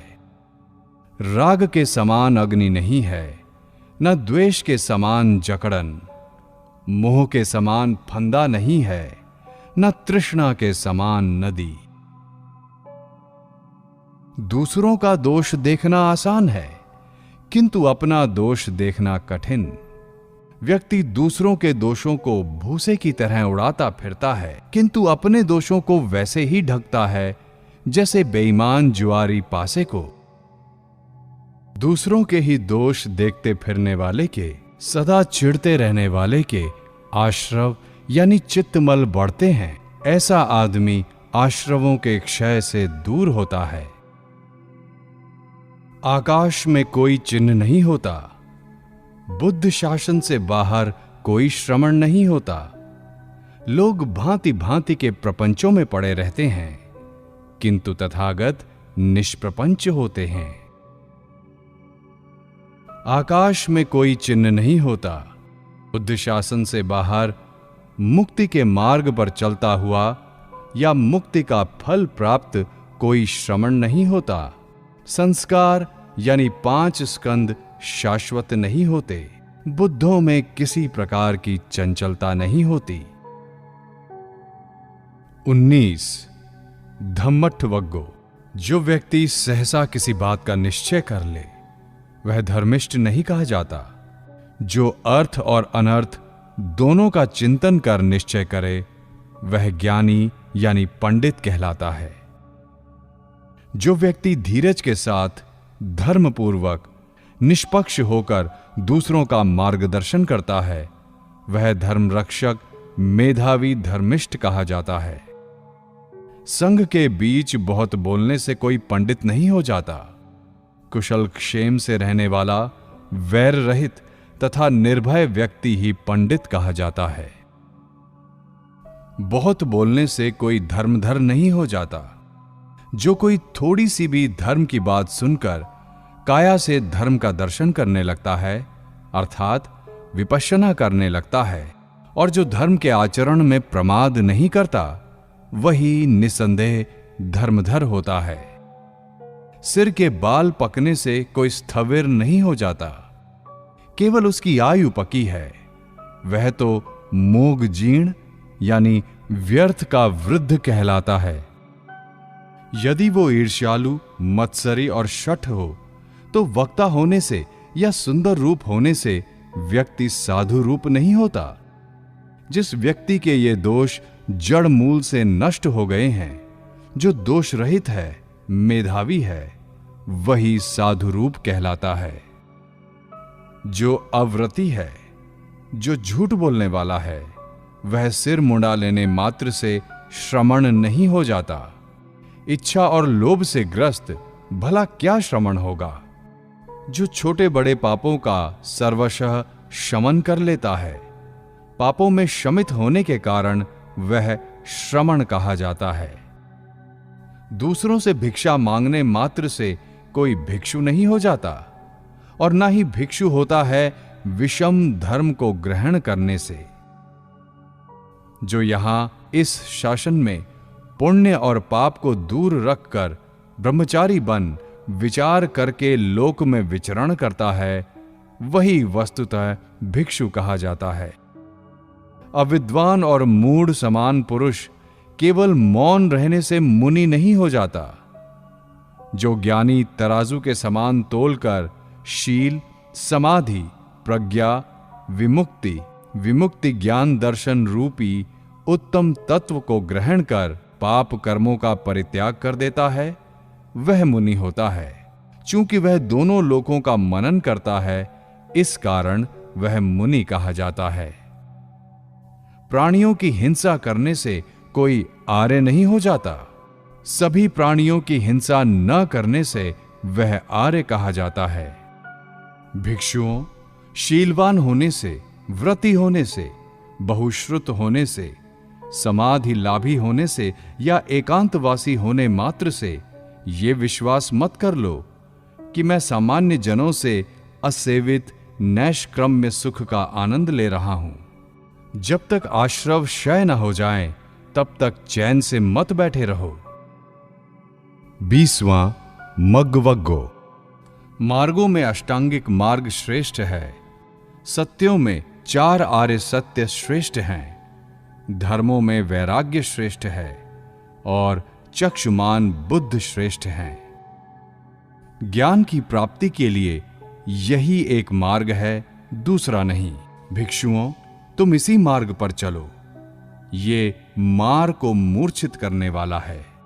इस मार्ग पर चलने से तुम दुख का अंत कर सकोगे। संसार दुख को स्वयं शल्य समान जानकर मैंने यह मार्ग कहा है। कृत्य तुम्हें ही करना है, तथागत तो केवल मार्ग बताने वाले हैं। इस मार्ग पर आसद होकर ध्यान करने वाले मार से मुक्त होंगे। सभी संस्कार अनित्य हैं। जब व्यक्ति इस बात को प्रज्ञा से देखता है, तभी उसे संसार से विराग होता है। यही विशुद्धि का मार्ग है। सभी संस्कार दुख हैं। जब आदमी इस बात को प्रज्ञा से देखता है, तभी उसे संसार से विराग होता है। यही विशुद्धि का मार्ग है। सभी धम्म अनात्म हैं। जब व्यक्ति इस बात को प्रज्ञा से देखता है, तभी उसे संसार से विराग होता है। यही विशुद्धि का मार्ग है। जो उद्योग नहीं करता, युवा और बलवान होकर भी आलस्य से युक्त है, जिसका मन व्यर्थ के संकल्पों से भरा है, ऐसा आलसी व्यक्ति प्रज्ञा के मार्ग को नहीं प्राप्त कर सकता। जो वाणी की रक्षा करता है, जो मन से संयमी है, जो शरीर से पाप कर्म नहीं करता, जो इन तीनों कर्मेंद्रियों को शुद्ध रखता है, वही बुद्ध के बतलाए धम्म का सेवन कर सकता है। योग अभ्यास से ज्ञान बढ़ता है। योग ना करने से ज्ञान का क्षय होता है। उत्पत्ति और विनाश के इन 2 प्रकारों के मार्ग को जानकर अपने आप को वैसा रखे जिससे ज्ञान की वृद्धि हो। वन रूपी आसक्ति को काटो, वृक्ष रूपी शरीर को नहीं। भय वन से पैदा होता है। हे साधकों, वन को और तृष्णा रूपी वृक्ष को काटकर अनासक्त हो जाओ। जब तक अणु मात्र भी नर की नारियों के प्रति कामना बनी रहती है, तब तक जैसे दूध पीने वाला बछड़ा माता में आबद्ध रहता है, वैसे ही वह नर भी उसमें आसक्त रहता है। जिस प्रकार हाथ से शरद ऋतु के कुमुद को तोड़ा जाता है, उसी प्रकार अपने हृदय से स्नेह को उच्छिन्न कर डालो। सुगत यानी बुद्ध द्वारा उपदिष्ट इस शांतिमय निर्वाण को ही भावित करो। मैं यहां वर्षा काल में रहूंगा, यहां हेमंत और ग्रीष्म में। मूढ़ व्यक्ति इस प्रकार सोचता है और किसी संभावित बाधा को नहीं बूझता कि मैं किसी भी समय, देश अथवा उम्र में इस जीवन से कूच कर सकता हूं। जैसे सोए हुए गांव को कोई बड़ी बाढ़ बहा कर ले जाए, वैसे ही पुत्र और पशु के नशे में धुत आसक्त चित्त व्यक्ति को मृत्यु पकड़ कर ले जाती है। पुत्र रक्षा नहीं कर सकते, न पिता और न ही बंधुजन। जब मृत्यु पकड़ लेती है तब जाति वाले रक्षा नहीं कर सकते। इस तथ्य को जानकर शील में संयत पंडित यानी समझदार व्यक्ति निर्वाण की ओर ले जाने वाले मार्ग का शीघ्र ही विशोधन करे। 21वां पक्किणक वग्गो। यदि कोई धीर व्यक्ति थोड़े से सुख के परित्याग से निर्वाण सुख का लाभ देखे तो वह विपुल सुख का ख्याल करके थोड़े से सुख को छोड़ दे। दूसरे को दुख देकर जो अपने लिए सुख चाहता है, वैर के संसर्ग में पड़कर वह वैर से मुक्त नहीं हो पाता। जो करणीय से हाथ खींच ले किंतु अकरणीय को करे, ऐसे खोखले अहंकारी प्रमादियों के आश्रव यानी चित्तमल बढ़ते हैं। जिनकी कायानुस्मृति नित्य उपस्थित रहती है, यानी जो सतत कायानुपश्चना करते रहते हैं, काया के प्रति एवं काया में होने वाली संवेदनाओं के प्रति जागरूक रहते हैं, वे कभी कोई अकरणीय काम नहीं करते। ऐसे स्मृतिमान और प्रज्ञावान साधकों के आश्रव क्षय को प्राप्त होते हैं, यानी उनके चित्त के मैल नष्ट होते हैं। तृष्णा, अहंकार, आत्मदृष्टि, उच्छेद दृष्टि, राग और 5 उपादान स्कंध का हनन करके ब्राह्मण यानी ज्ञानी पुरुष निष्पाप होता है। तृष्णा, अहंकार, आत्मदृष्टि तथा उच्छेद दृष्टि और ज्ञान के 5 आवरणों का हनन करके ब्राह्मण यानी ज्ञानी पुरुष निष्पाप होता है। जिनकी दिन रात बुद्धानुस्मृति बनी रहती है, गौतम बुद्ध के वो शिष्य भली भांति जागरूक रहते हैं। जिनकी दिन रात धम्म स्मृति बनी रहती है, गौतम बुद्ध के वो शिष्य भली भांति जागरूक रहते हैं। जिनकी दिन रात संघ स्मृति बनी रहती है, गौतम बुद्ध के वो शिष्य भली भांति जागरूक रहते हैं। जिनकी दिन रात काया स्मृति बनी रहती है, गौतम बुद्ध के वो शिष्य भली भांति जागरूक रहते हैं। जिनका मन दिन रात अहिंसा में रत रहता है, गौतम बुद्ध के वो शिष्य भली भांति जागरूक रहते हैं। जिनका मन दिन रात योगाभ्यास में लगा रहता है, गौतम बुद्ध के वो शिष्य भली भांति जागरूक रहते हैं। कष्टपूर्ण प्रवज्ञा में रत रहना दुष्कर होता है। न रहने योग्य घर दुखद होते हैं। असमान व्यक्ति का साथ दुखदाई होता है। मार्ग यानी आवागमन का पथिक होना दुखपूर्ण होता है। इसलिए न तो संसार रूपी मार्ग का पथिक बने और न दुख में पड़ने वाला बने। श्रद्धावान, शीलवान और यश और भोग से युक्त कुलपुत्र जिस जिस प्रदेश में जाता है, वहीं वहीं लाभ सत्कार से पूजित होता है। संत लोग हिमालय पर्वत के समान दूर से ही प्रकाशमान होते हैं, किंतु असंत यानी दुर्जन यहीं यानी पास में होने पर भी रात में फेंके गए बाण की भांति दिखलाई नहीं देते।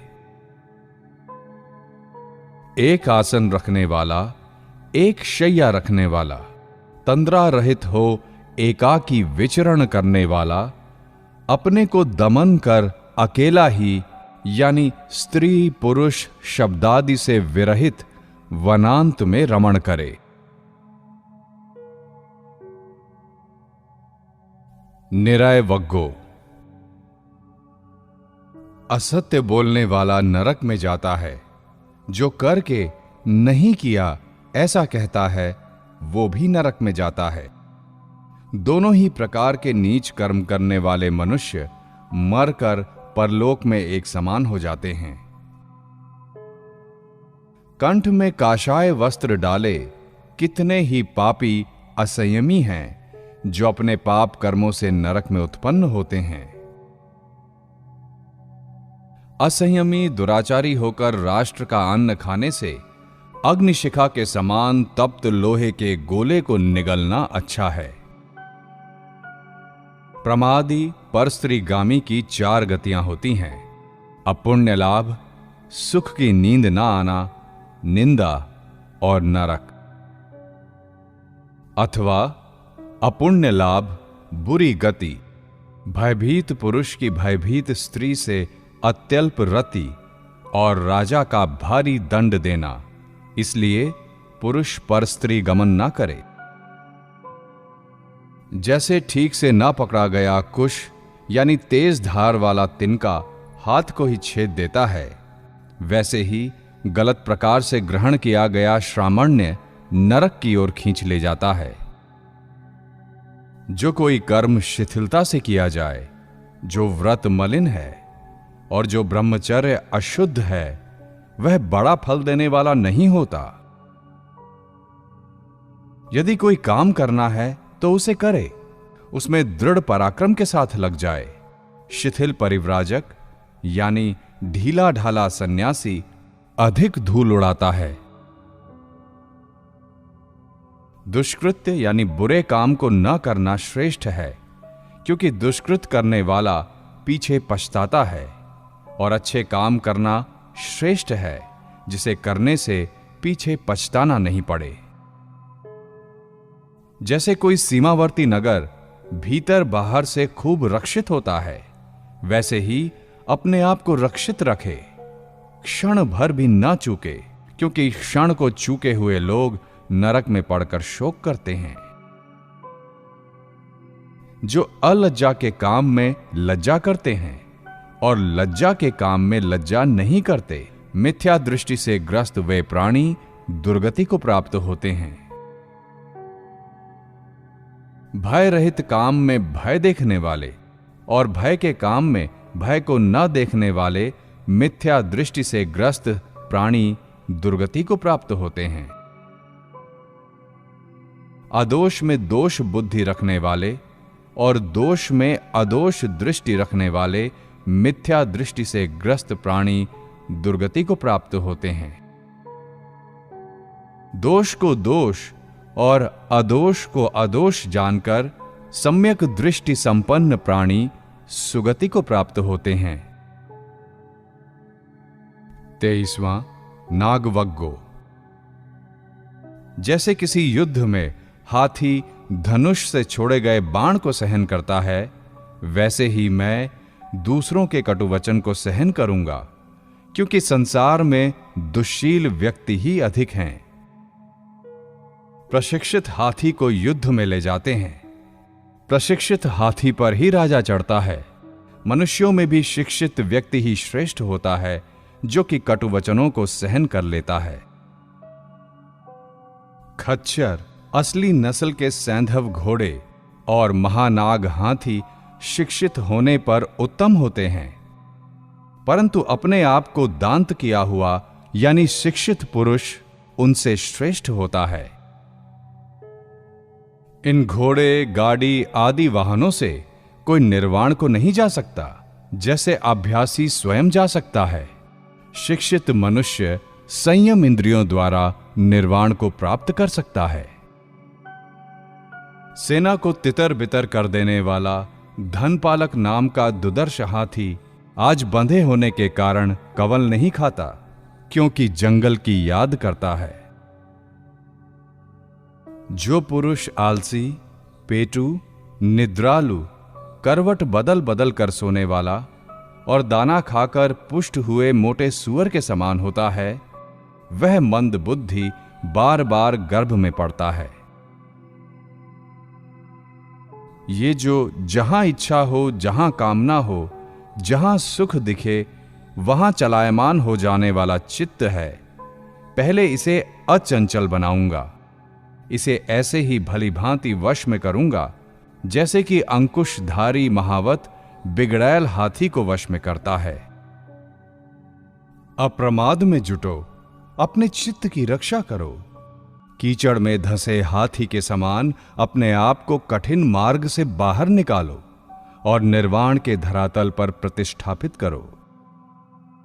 यदि किसी को साथ चलने के लिए कोई साधु विहारी, धैर्य संपन्न, बुद्धिमान साथी मिल जाए तो वह सारी परेशानियों को ताक पर रखकर प्रसन्न वदन और स्मृतिमान होकर उसके संग विचरण करे।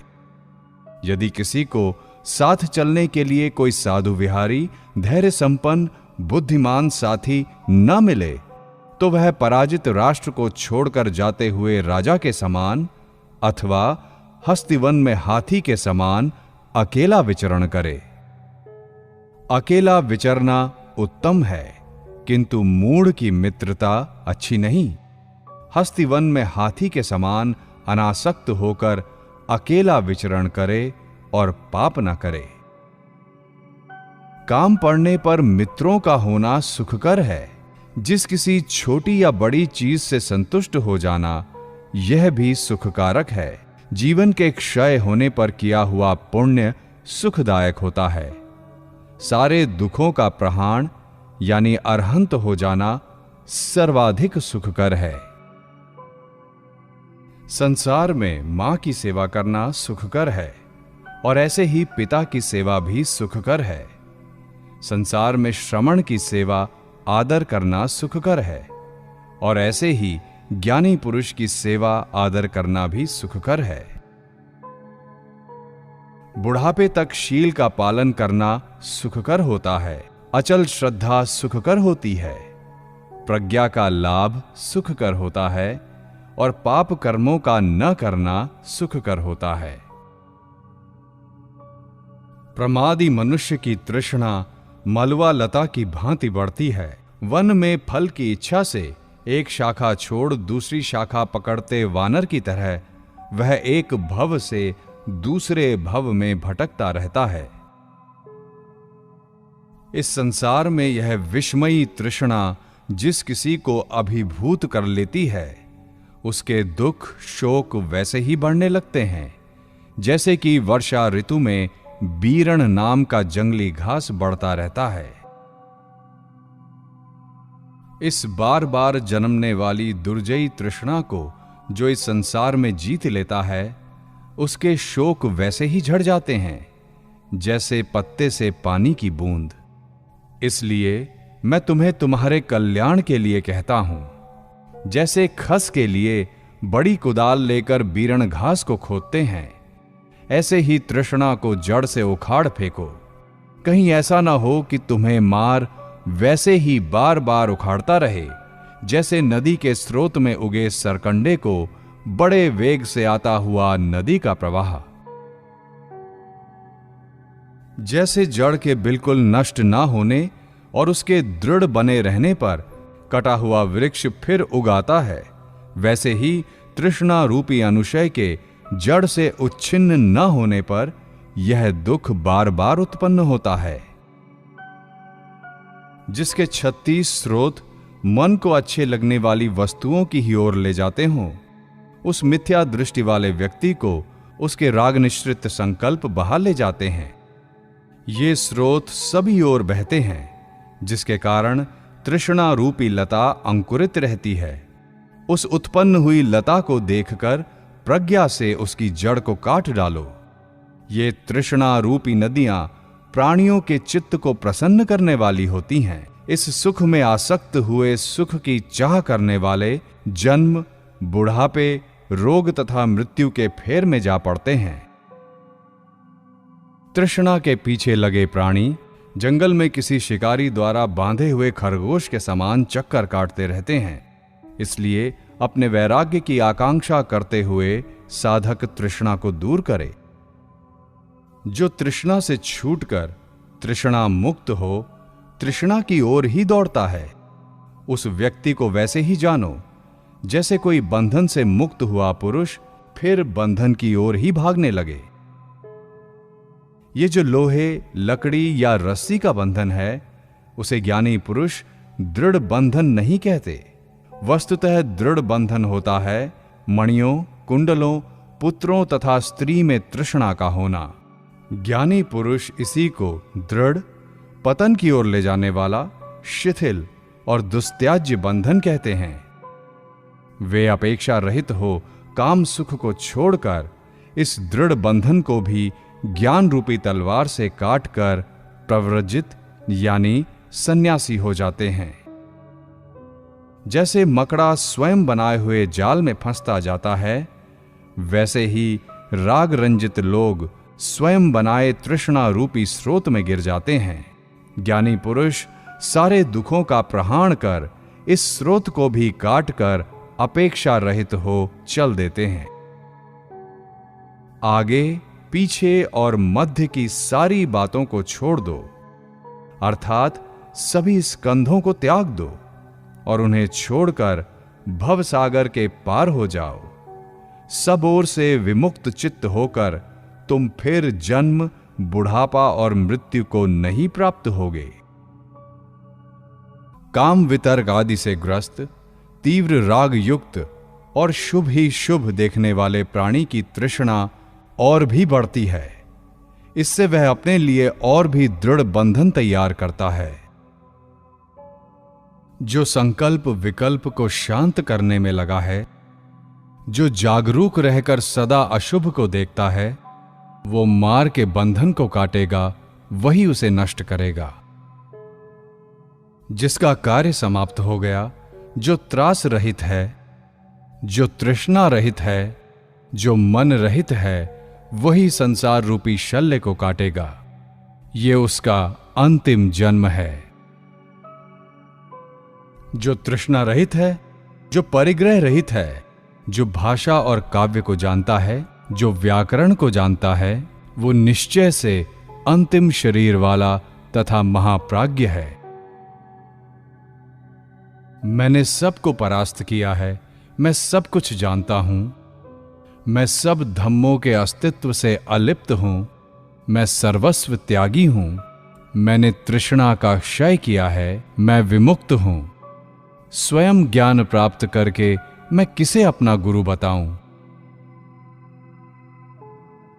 धम्म का दान सब दानों से बढ़कर है, धम्म का रस सब रसों से बढ़कर है, धम्म रति सब रतियों से बढ़कर है, तृष्णा का क्षय सब दुख क्षयों से बढ़कर है। दुर्बुद्धि पुरुष को नष्ट कर डालते हैं यदि वो पार जाने का प्रयास नहीं करता। भोग की तृष्णा में पड़कर दुर्बुद्धि पराये की भांति अपने को मार डालता है। खेतों का दोष है तृण, मनुष्यों का दोष है राग। इसलिए वीत राग मनुष्यों को दिया गया दान महान फल देता है। खेतों का दोष है तृण, मनुष्यों का दोष है द्वेष। इसलिए द्वेष रहित मनुष्यों को दिया गया दान महान फल देता है। खेतों का दोष है तृण, मनुष्यों का दोष है मोह। इसलिए मूढ़ता रहित मनुष्यों को दिया गया दान महान फल देता है। खेतों का दोष है तृण, मनुष्यों का दोष है इच्छा करना। इसलिए इच्छा रहित मनुष्यों को दिया गया दान महान फल देता है।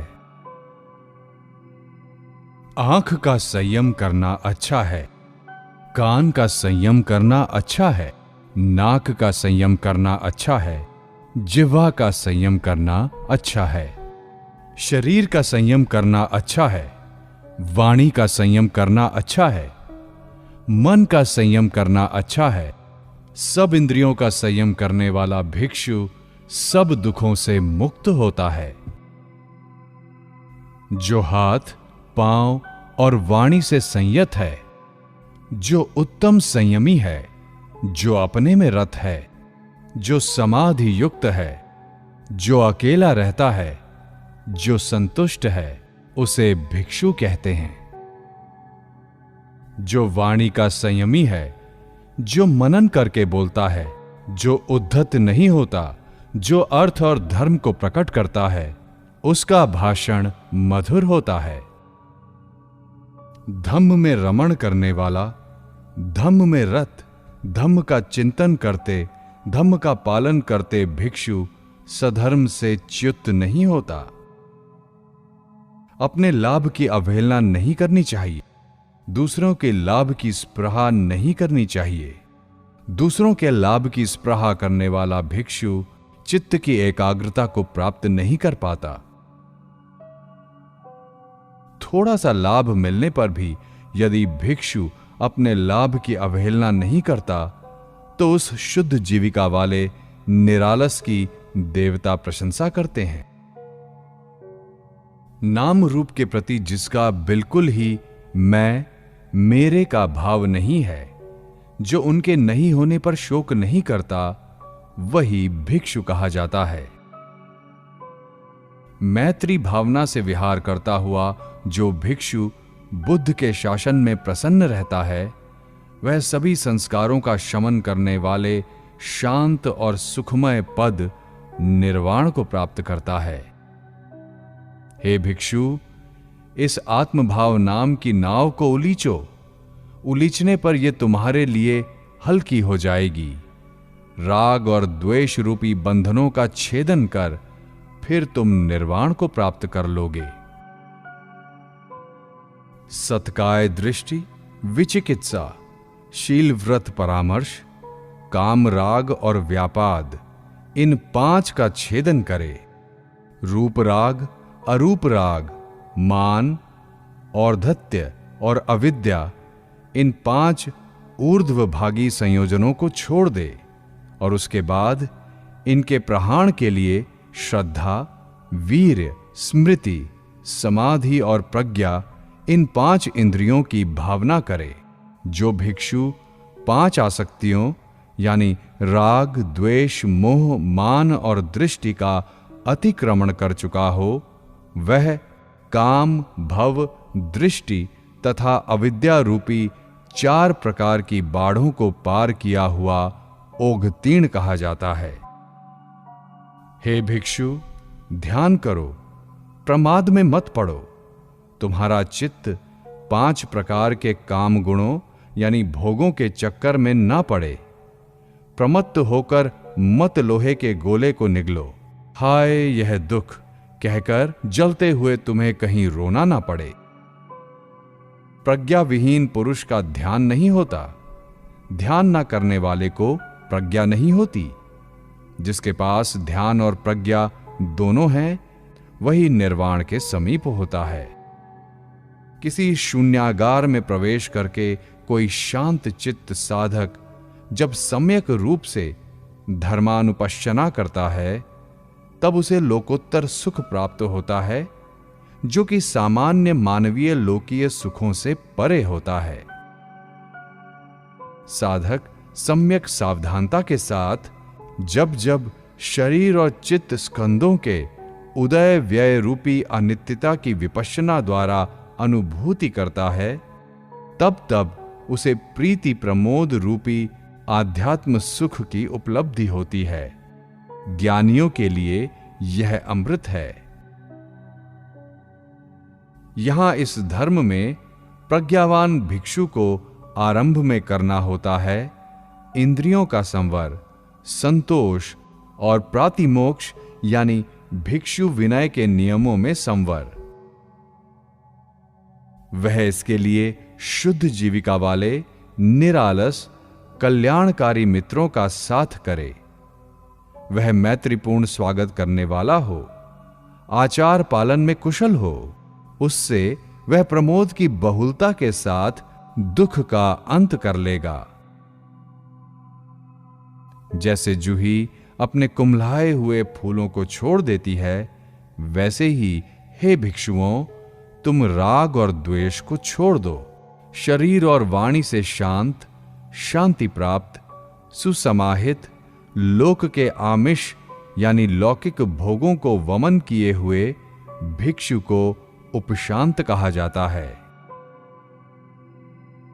जो अपने आप को स्वयं प्रेरित करे, अपना परीक्षण स्वयं करे, वह अपने द्वारा रक्षित स्मृतिमान भिक्षु सुखपूर्वक विहार करेगा। व्यक्ति स्वयं ही अपना स्वामी है, स्वयं ही अपनी गति है, इसलिए अपने आप को संयत करे। वैसे ही जैसे कि अच्छे घोड़ों का व्यापारी अपने घोड़ों को करता है। बुद्ध के शासन में प्रसन्न रहने वाला प्रमोद बहुल भिक्षु सभी संस्कारों के उपशमन से प्राप्त होने वाले सुखमय शांत पद निर्वाण को प्राप्त करे। जो कोई तरुण साधक भी बुद्ध के शासन में लग जाता है, वह अरहत्व प्राप्ति के मार्ग के ज्ञान से मेघ मुक्त चंद्रमा के समान इस लोक को प्रकाशित करता है। 26 ब्राह्मण वग्गो। हे ब्राह्मण, तृष्णा रूपी स्रोत को काट दे, पराक्रम कर कामनाओं को दूर कर, संस्कारों के क्षय को जानकर हे ब्राह्मण, तू अकृत निर्वाण को जानने वाला हो जा। जब कोई ब्राह्मण दो धर्मों शमथ और विपश्यना में पारंगत हो जाता है, तब उस जानकार के सभी बंधन नष्ट हो जाते हैं। जिसके पार यानी भीतर के 6 आयतन आंख, कान, नाक, जीभ, काया और मन, अपार यानी बाहर के 6 आयतन रूप, शब्द, गंध, रस, स्पृष्टव्य और धर्म, या पार अपार, ये दोनों ही अर्थात मैं मेरे का भाव नहीं है, जो निर्भय और अनासक्त है, उसे मैं ब्राह्मण कहता हूं। जो ध्यानी, विमल, आसनबद्ध यानी स्थिर, कृतकृत्य और आश्रव रहित हो, जिसने उत्तम अर्थ निर्वाण को प्राप्त कर लिया हो, उसे मैं ब्राह्मण कहता हूं। दिन में सूर्य तपता है, रात में चंद्रमा भासता है, कवच पहन क्षत्रिय चमकता है, ध्यान करता हुआ ब्राह्मण चमकता है, और सारे दिन रात बुद्ध अपने तेज से चमकते हैं। ब्राह्मण वह कहलाता है जिसने पापों को बहा दिया। श्रमण वह है जिसकी चर्या समतापूर्ण है, और प्रवज्जित यानी सन्यासी वह कहलाता है जिसने अपने चित्त के मैल दूर कर लिए। ब्राह्मण यानी निष्पाप पर प्रहार नहीं करना चाहिए, और ब्राह्मण को भी उस प्रहार करने वाले पर क्रोध नहीं करना चाहिए। धिक्कार है ब्राह्मण की हत्या करने वाले पर, और उससे भी अधिक धिक्कार है उस पर जो इसके लिए क्रोध करता है। ब्राह्मण के लिए यह कम श्रेष्ठ नहीं होता जब वह मन से प्रियों को निकाल देता है। जहां जहां मन हिंसा से टलता है, वहां वहां दुख शांत होता ही है। जो शरीर से, वाणी से और मन से दुष्कर्म नहीं करता, जो इन तीनों क्षेत्रों में संयम युक्त है, उसे ही मैं ब्राह्मण कहता हूं। जिस किसी से सम्यक संबुद्ध द्वारा उपदिष्ट धर्म को जाने, उसे वैसे ही सत्कार पूर्वक नमस्कार करे जैसे अग्निहोत्र को ब्राह्मण नमस्कार करता है। न जटा से, न गोत्र से, न जन्म से ही ब्राह्मण होता है। जिसमें सत्य यानी 16 प्रकार से प्रतिवेदन किए हुए 4 आर्य सत्य और 9 प्रकार के लोकोत्तर धर्म हैं, वही पवित्र है और वही ब्राह्मण है। अरे दुष्प्रज्ञ, जटाओं से तेरा क्या बनेगा? मृग चर्म धारण करने से तेरा क्या लाभ होगा? भीतर तो तेरा चित्त गहन मलिनता से भरा पड़ा है, बाहर बाहर से तू इस शरीर को क्या रगड़ता धोता है। जो फटे चीथड़ों को धारण करता है, जो कृष्य है, जिसके शरीर की सभी नसें दिखाई पड़ती हैं, और जो वन में एकाकी ध्यान करने वाला है, उसे मैं ब्राह्मण कहता हूं। यदि वह परिग्रही यानी आसक्ति युक्त है और वो भी वादी है, तो ब्राह्मणी माता के गर्भ से उत्पन्न होने पर भी उसे मैं ब्राह्मण नहीं कहता। जो अपरिग्रही है और अनासक्त है, उसे ही मैं ब्राह्मण कहता हूं। जो सारे संयोजनों यानी बंधनों को काट कर भय नहीं खाता, जो तृष्णा एवं संयोजन के पार चला गया है और जिसे संसार में आसक्ति नहीं है, उसे मैं ब्राह्मण कहता हूं। जो क्रोध, तृष्णा रूपी रस्सी, संदान और हनुक्रम यानी मुंह पर बांधे जाने वाले जाल अनुशय को काट कर तथा अविद्या रूपी जुए को उतार फेंक बुद्ध हुआ, उसे मैं ब्राह्मण कहता हूं। जो चित्त को बिना दूषित किए गाली, दंड और बंधन को सह लेता है, सहन शक्ति ही जिसकी सेना है, उसे मैं ब्राह्मण कहता हूं। जो अक्रोधी, धुतव्रती, शीलवान, निर्भिमानी है यानी दंभ नहीं है, 6 इंद्रियों का दमन कर लेने से संयमी और अंतिम शरीरधारी है, उसे मैं ब्राह्मण कहता हूं। पद्म के पत्ते पर जल और सुई के सिरे पर सरसों के दाने के समान जो काम भोगों में लिप्त नहीं होता, उसे मैं ब्राह्मण कहता हूं। जो यहीं इसी लोक में अपने दुख के क्षय को प्रज्ञापूर्वक जान लेता है, जिसने अपना बोझ उतार फेंका है और जो आसक्ति रहित है, उसे मैं ब्राह्मण कहता हूं। गहन प्रज्ञा वाले मेधावी मार्ग अमार्ग के पंडित, उत्तम अर्थ यानी निर्वाण को प्राप्त हुए व्यक्ति को मैं ब्राह्मण कहता हूं। जो गृहस्थों तथा गृह त्यागियों दोनों में लिप्त नहीं होता और जो बिना ठौर ठिकाने के घूमने वाला और अल्पेच्छ है, उसे मैं ब्राह्मण कहता हूं। यथावर व जंगम यानी चर व अचर सभी प्राणियों के प्रति जिसने दंड त्याग दिया है यानी हिंसा त्याग दी है, जो न किसी की हत्या करता है न हत्या करवाता है, उसे मैं ब्राह्मण कहता हूं। जो विरोधियों के बीच अविरोधी बनकर रहता है, दंडधारियों के बीच शांति से रहता है, परिग्रह करने वालों में अपरिग्रही होकर रहता है, उसे मैं ब्राह्मण कहता हूं। जिसके चित्त से राग, द्वेष, अभिमान और डाह ऐसे ही गिर पड़े हैं जैसे सुई के सिरे से सरसों के दाने, उसे मैं ब्राह्मण कहता हूं। जो इस प्रकार की अकर्कश, सार्थक, सच्ची वाणी को बोले जिससे किसी को पीड़ा ना पहुंचे, उसे मैं ब्राह्मण कहता हूं। जो यहां इस लोक में लंबी या छोटी, मोटी या महीन, सुंदर या असुंदर वस्तु बिना दिए नहीं लेता, अर्थात उसकी चोरी नहीं करता, उसे मैं ब्राह्मण कहता हूं। जिसके मन में इस लोक अथवा परलोक के संबंध में कोई आशा आकांक्षा नहीं रह गई है, जो सभी प्रकार की आशा आकांक्षाओं और आसक्तियों से मुक्त हो चुका है, उसे मैं ब्राह्मण कहता हूं। जिसको तृष्णा नहीं है, जो सब कुछ जानकर संदेह रहित हो गया है, जिसने अवगाहन करके यानी डुबकी लगाकर निर्वाण प्राप्त कर लिया है, उसे मैं ब्राह्मण कहता हूं।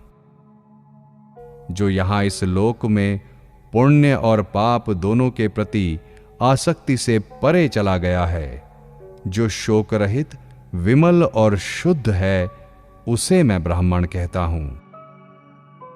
जो चंद्रमा के समान विमल, शुद्ध, निखरा हुआ और मल रहित है और जिसकी भव तृष्णा पूरी तरह क्षीण हो गई है, उसे मैं ब्राह्मण कहता हूं। जिसने इस दुर्गम संसार यानी जन्म मरण के चक्कर में डालने वाले मोह रूपी उल्टे मार्ग को त्याग दिया है, जो तरा हुआ, पार गया हुआ, ध्यानी, स्थिर, संदेह रहित और बिना किसी उपादान के निर्वाण लाभी हो गया है, उसे मैं ब्राह्मण कहता हूं। जो यहां इस लोक में काम भोगों का परित्याग कर घर बार छोड़कर प्रव्रजित हो जाए, यानी सन्यासी हो जाए, और जिसका काम भव पूरी तरह क्षीण हो गया है, उसे मैं ब्राह्मण कहता हूं। जो यहां इस लोक में तृष्णा का परित्याग कर घर बार छोड़कर प्रव्रजित हो जाए, और जिसकी भव तृष्णा पूरी तरह क्षीण हो गई है, उसे मैं ब्राह्मण कहता हूं। जो मानुषिक बंधन और दैवी बंधन से परे चला गया है, जो सब प्रकार के बंधनों से विमुक्त है, उसे मैं ब्राह्मण कहता हूं। जो पंचकाम गुण रूपिणी रति और अरण्यवास की उत्कंठा स्वरूप अरति को छोड़कर शांत और क्लेश रहित हो गया है, और जो सारे लोकों को जीतकर वीर बना है, उसे मैं ब्राह्मण कहता हूं। जो सत्वों यानी प्राणियों की च्युति और उत्पत्ति को पूरी तरह से जानता है, और जो अनासक्त, अच्छी गति वाला और बोधि संपन्न है, उसे मैं ब्राह्मण कहता हूं। जिसकी गति देव, गंधर्व और मनुष्य नहीं जानते, और जो क्षीणाश्रव अरहंत है, उसे मैं ब्राह्मण कहता हूं। जिसके आगे पीछे और बीच में कुछ नहीं है, अर्थात जो अतीत, अनागत और वर्तमान की सभी कामनाओं से मुक्त है, जो अकिंचन और अपरिग्रही है, उसे मैं ब्राह्मण कहता हूं। जो श्रेष्ठ, प्रवर, वीर, महर्षि, विजेता, अकंप्य, स्नातक और बुद्ध है, उसे मैं ब्राह्मण कहता हूं। जो अपने पूर्व निवास को जानता है और स्वर्ग तथा नरक को देख लेता है, और फिर जन्म के क्षय को प्राप्त हुआ अपनी अभिज्ञाओं को पूर्ण किया हुआ मुनि है, और जिसने जो कुछ करना था वह सब कर लिया है, उसे मैं ब्राह्मण कहता हूं।